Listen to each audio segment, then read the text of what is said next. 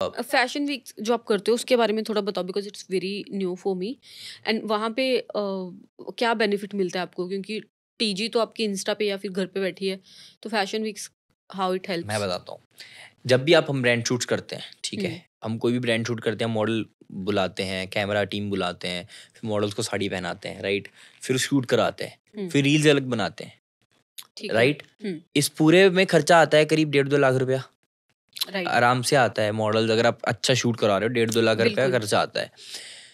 अब fashion weeks में क्या होता है कि वहाँ पे मॉडल्स ऑलरेडी रहती हैं, ओके। राइट। जो ऑर्गेनाइजर रहते हैं वो वहाँ पे मॉडल्स रहती हैं, उनको वॉक करना है रैंप पे।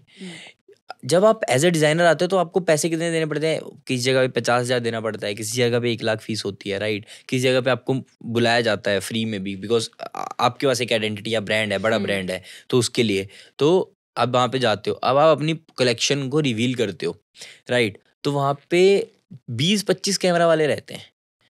they give you photos as well, they give you reels as well, you get the content for your insta, you get the content for your ads, right, तो वो everything you देखने में grand लगता है। Grand लगता है, right. आप fashion weeks उन उन लोगों के लिए थोड़ा ना कर रहे हो जो वहां पे देख रहे हैं। गॉड आप इट। फैशन वीक तो दुनिया के लिए कर रहे हो जो आपको सोशल मीडिया पे देख रही है।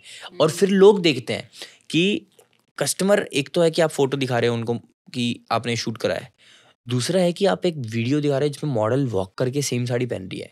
वो कस्टमर में एक एस्पिरेशन जगाता है कि कि यार यार वो ये मॉडल इतनी मॉडल अच्छी लग रही है, इस अच्छी है। लेवल पे एक स्टेज पे वो चल रही है, and I can get the same thing for या just 1500 2000। And I have a huge respect for models, क्योंकि they represent power on stage. मेरे को ना कभी कभी कुछ मॉडल्स को जब मैं देखता हूँ ना वॉक करते, तो I felt goosebumps as well. हमने जो फर्स्ट अपना वॉक किया था ना, रैम्प वॉक किया था, तो उन्होंने मेरे को कहा कि क्या म्यूजिक चलाना है, कि क्या आप क्या एसोसिएट कर रहे हो ब्रांड को। तो मैंने कहा मेरा फर्स्ट है तो मैं इसको थोड़ा सा स्पिरिचुअलिटी की तरफ लेके जाना था। तो ऐगिरी नंदिनी हमने म्यूजिक चूज किया था, और ऐगिरी नंदिनी म्यूजिक के साथ हमने कलर, रेड कलर से स्टार्ट किया उसको, एकदम पूरा blood, because I come from theatre background ना, तो मैंने उसको वहाँ पे यूज़ किया।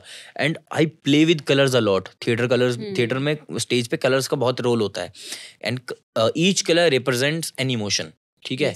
तो हमने रेड कलर, मैंने वो बनाया, उसको पूरा टीम बनाया, और हमने जैसे स्टार्ट किया ना, जैसे ही वो स्टार्ट हुआ, ए गिरी नंदिनी का म्यूजिक आता है, जैसे ही ए गिरी नंदिनी स्टार्ट हुआ, फर्स्ट मॉडल एंटर की हमारी साड़ी पहन के, that was the first time ever I saw someone wearing our sari and then walking on a ramp and on the music of Aigiri Nandini. And I literally had tear in my eyes and I was feeling goosebumps कि यार क्या हो रहा है ये। And that whole aura which was created on the stage was different. That was very different. There was some sort of divine energy, because वो एक अलग ही क्योंकि कॉन्सेप्ट वो था। एक म्यूजिक में इतनी पावर है, then you play with colours हाँ, एंड and देन then the sarees. So all in all it was a great experience. Then I thought कि this is the way we should be doing. So जैसे ये fashion weeks होते हैं, ये some organizers they organize and different basically designers come with their collections Yeah, and वो show करते हैं। या एंड जो वहाँ पे ऑडियंस बैठी होती है वो कौन होती है?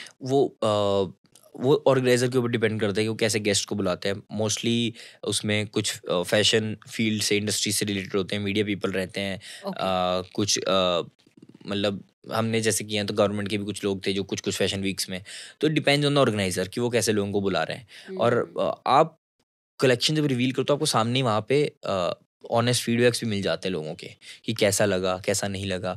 और अब जो हम फैशन वीक कर रहे हैं that's a international fashion week, तो वहाँ पे इंटरनेशनल डिजाइनर्स भी रहेंगे। और इंटरनेशनल डिजाइनर्स के बीच में जब आप अपनी कलेक्शन रिप्रेजेंट कर रहे हो, you are kind of representing India in front of the other fellow international designers and putting yourself in that position.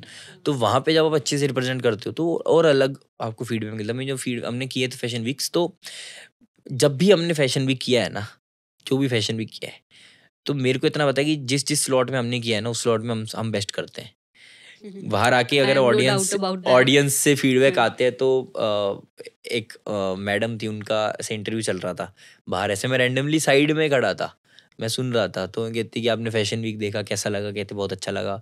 Okay, तो देन शी डायरेक्टली सेड कि हमने बहुत सारे डिजाइनर्स आए हैं इंटरनेशनली, है ना, लेकिन आई लव द ब्रांड्स दीवा, है ना, I love there collection and it was that honest feedback and the reaction you receive is different. तो इसलिए फैशन वीक्स आपको बहुत हेल्प करते हैं। आई होप ये क्लिप आपको अच्छी लगी। ऐसी और क्लिप्स देखने के लिए हमारा चैनल सब्सक्राइब करें।